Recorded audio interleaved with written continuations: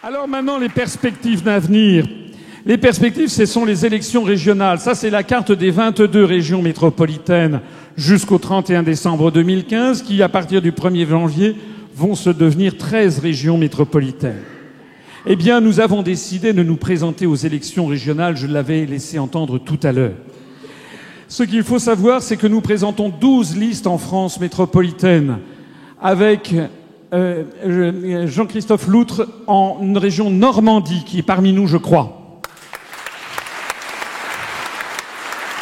Avec Éric Mascaro, qui est en région Nord-Pas-de-Calais-Picardie, qui est parmi nous.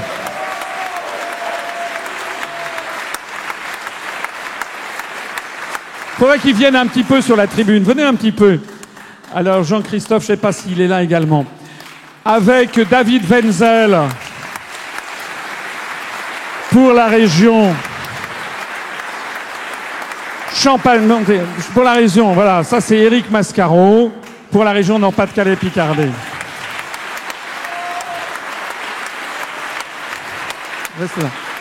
Jean-Christophe Loutre pour la région Normandie.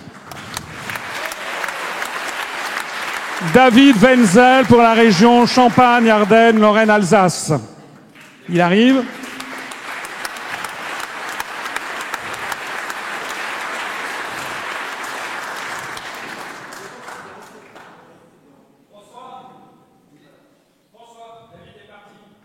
Ah, très bien. Donc il était là tout à l'heure, malheureusement il a dû repartir. Jean-François Gourvenec pour la région Bretagne.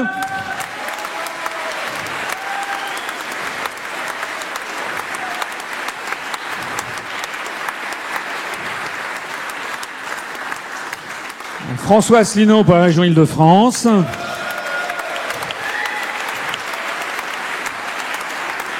Charles-Henri Gallois pour la région Bourgogne-Franche-Comté.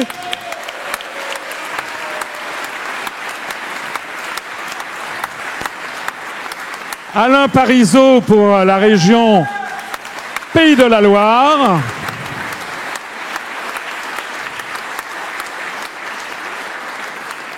Thierry Fouquiaux pour la région Centre-Val de Loire.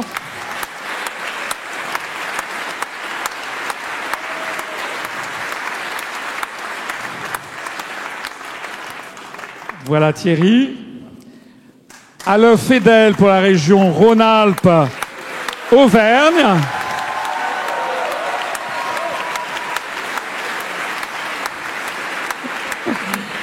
William Douai pour la région Aquitaine, Limousin, Poitou-Charentes, etc., etc.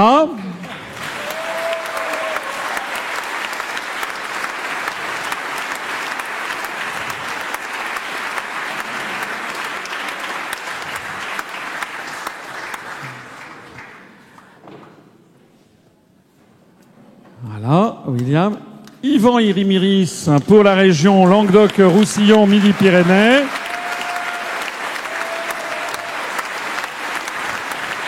Et puis Daniel Romani pour la région PACA.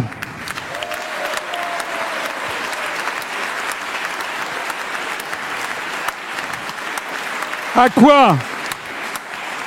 qui il faut ajouter également pour une liste outre-mer, David Apadou pour l'île de la Réunion, qui n'est pas parmi nous.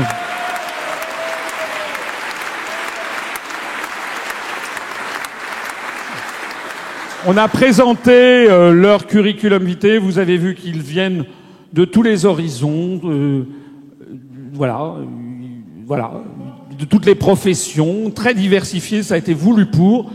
Mon regret personnel, c'est ça, c'est un petit échec que nous avons eu, c'est que nous n'avons pas pu avoir de femmes. Voilà. Pourtant, ça n'a pas été faute de proposer à des femmes d'être tête de liste régionale, mais nous n'y sommes pas parvenus cette fois-ci.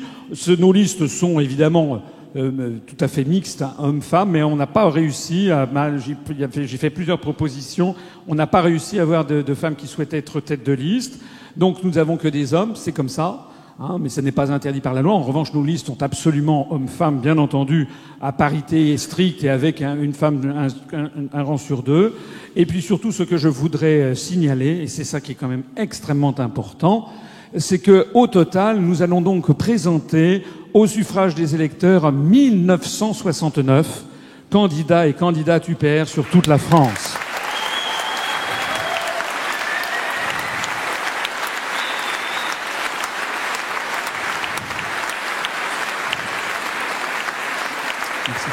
Vous pouvez repartir, je pense. Alors, la présence annoncée aux élections régionales de décembre 2015, je suis allé regarder sur Wikipédia. Pas une preuve, mais enfin sur Wikipédia, ce sont les présences annoncées des différentes listes. Et vous avez ici les listes pour toutes les régions. Ça commence à Alsace, Champagne-Ardenne, Lorraine, Aquitaine, Auvergne, Bourgogne-Franche-Comté, Bretagne, Centre, Val-de-Loire, Corse, Île-de-France, Languedoc-Roussillon, Nord-Pas-de-Calais, Normandie, Pays de la Loire, Provence-Alpes-Côte d'Azur et Réunion. Là où un parti politique se présente, c'est une case verte. Là où il ne se présente pas, c'est une case rouge. Mais vous voyez que l'UPR se présente partout, sauf en Corse, où nous n'avons pas réussi à avoir une liste, mais dans 13 de ces 14 régions. Il y a les autres mouvements qui font comme nous. Il y a Lutte ouvrière exactement comme nous, dans toutes les régions, sauf en Corse. Et il y a DLF qui se présente partout, y compris en Corse. Mais regardez les autres. Vous avez les Républicains, l'UDI et le MoDem qui se présentent dans 4 régions. Vous avez les Républicains et l'UDI qui se présentent dans 5 régions. Vous avez, à La Réunion, c'est avec un autre parti. Vous avez les Républicains, l'UDI et CPNT dans une région. Vous avez les Républicains seuls dans une région. Vous avez l'UDI seul dans 0 région. Vous avez le MoDem seul dans 4 régions. Vous avez l'UDF et le MoDem dans une... Enfin bon, ce sont des combinazioni politicardes qui puent à plein nez. C'est-à-dire que selon les régions, on est contre, on est pour, on se met avec, on est contre, etc. Ce que je note en tout cas, c'est que le MoDem ou l'UDI sont incapables de présenter des candidats dans toutes les régions.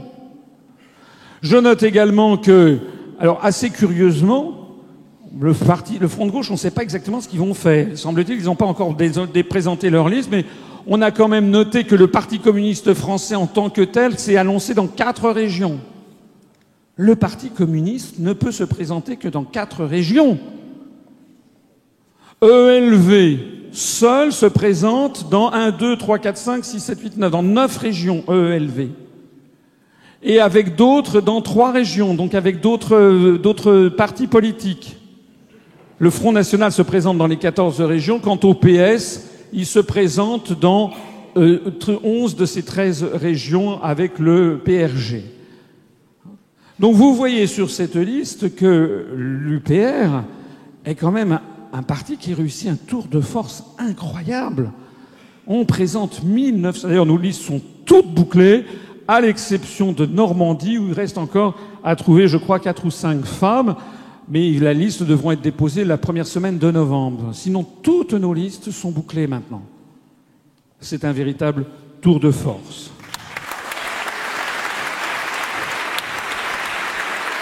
Et un petit point de détail.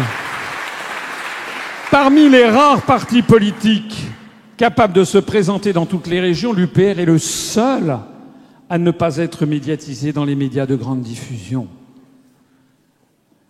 Et en plus de ça, nous sommes le seul à ne pas avoir de page Wikipédia parce que nous en sommes interdits.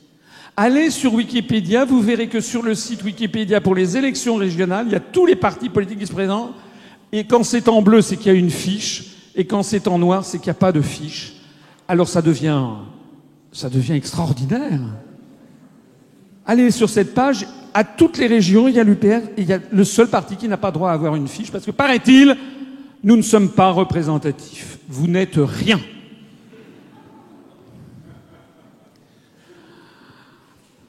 Et puis maintenant, les perspectives pour 2017. Parce que nous avons une vraie stratégie, mûrement réfléchie et méditée. Une charte, un programme, la présentation aux élections qui permet de monter progressivement en notoriété. C'est parce que nous avons été aux élections européennes que nous avons pu ensuite nous présenter aux élections départementales. C'est parce que nous avons été aux élections départementales que nous avons monté en notoriété, que nous avons monté en pourcentage, et c'est pour ça que nous pouvons avoir 1969 candidats et candidates pour aller aux élections régionales. Et c'est parce que nous avons 1969 candidats et candidates UPR présentés aux élections régionales que nous avons bon espoir de pouvoir présenter aux élections législatives de 2017 les 1154 candidats et candidates nécessaires pour les 577 circonscriptions de juin 2017. Si on a eu 1969 candidats en décembre 2015, on peut espérer qu'on en aura 1154 en juin 2017 à présenter. Parmi tous ceux qui se présenteront sur des listes, si ça les intéresse, si parfois il y en a qui l'ont fait un petit peu pour voir, et puis vous allez voir, beaucoup vont se prendre au jeu parce que c'est intéressant, c'est une expérience humaine aussi. C'est pas seulement faire de la politique, c'est une expérience humaine. Les gens vont se dire, ben tiens, maintenant, ensuite, en 2017, je vais y aller et me battre pour l'UPR, mais c'est moi, celle-ci, je vais me battre au premier rang. Le fantassin, je vais mettre ma bobine. C'est de ça qu'il s'agit. 1154 candidats à présenter pour les élections législatives de juin 2017. Mais les élections législatives de juin 2017, elles arriveront un mois après l'élection présidentielle. Et il est évident qu'on ne pourra pas se présenter aux élections législatives si nous n'avons pas été à l'élection présidentielle. Parce qu'il n'est pas possible que si on n'a pas de candidat à l'élection présidentielle, il ne sera pas possible en l'espace d'un mois, parce que c'est un mois après, d'arriver en disant « Coucou, c'est nous, on se présente aux législatives ». Personne n'aura parlé de nous pendant des mois dans les grands médias. Déjà, ils ne parlent pas de nous maintenant, mais alors si on n'a pas de candidat à la présidentielle, et en un mois, on ne pourra pas s'immiscer parmi dans le jeu. Donc, pour être présent aux élections législatives de juin 2017, et c'est fondamental, puisque je rappelle un élément très important, c'est que si nous nous présentons aux élections législatives de 2017, si nous arrivons à présenter 1154 candidats ou moins, on n'est pas obligé d'être présent dans les 577 circonscriptions. On peut être présent dans 243 ou 312 ou même 118. Si nous avons, au moment des élections législatives, au moins 50 candidats qui obtiennent au moins 1%, à ce moment-là, nous aurons accès au financement public des partis politiques. C'est ça la règle. Et nous aurons accès nous serons ensuite pendant 5 ans bénéficiaires d'une dotation de l'État qui est je crois, de l'ordre de 1,40 € par voix obtenue par tous les candidats et pas seulement par ceux qui ont dépassé 1%. Je vous ai montré tout à l'heure que sur les 15 élections que nous avons faites cette année, dans 14 cas sur 15, nous avons dépassé 1%. Et nous avons fait une moyenne de 1,7%. Donc la probabilité qu'en 2017, si nous présentons 200 ou 300 candidats, ou 400 ou 577 candidats, la probabilité qu'il y en ait 50 qui dépassent 1% est extrêmement forte, d'ores et déjà. Elle sera encore plus forte en juin 2017. Ça veut donc dire que, à partir de juin 2017, si tout va bien, nous aurons accès à l'argent public. C'est-à-dire que l'UPR, d'un seul coup, bénéficiera de fonds très importants. Enfin, importants, ça dépendra du nombre de voix qu'on a faites. Le problème qui se posera pour nous, d'ailleurs, il y a un problème, il faudra que ça soit une parité stricte des candidats et candidates, sinon il y a des pénalités financières. Mais ça veut dire que on recevra en début d'année, chaque année, plusieurs centaines de milliers d'euros, peut-être même plus d'1 ou 2 millions d'euros si on fait beaucoup de voix. Ça change évidemment tout. Ça devient d'un seul coup un très grand parti. Un parti qui peut se payer un journal, qui peut se payer des quantités de choses, du matériel militant, etc. Parce que nous serons toujours, croyez-moi, extrêmement sérieux sur l'utilisation des fonds que nous recevrons, fussent-ils des fonds publics. Alors évidemment, pour ça, il faut avoir un candidat à l'élection présidentielle. Il faut surtout avoir les 500 parrainages. La raison pour laquelle nous sommes là, je le dis de la façon la plus solennelle qui soit, Hein, notre objectif, c'est comme en 1789, cette fois-ci 2017, avec l'UPR, nous allons tous ensemble renverser le cours de l'histoire de France. Merci.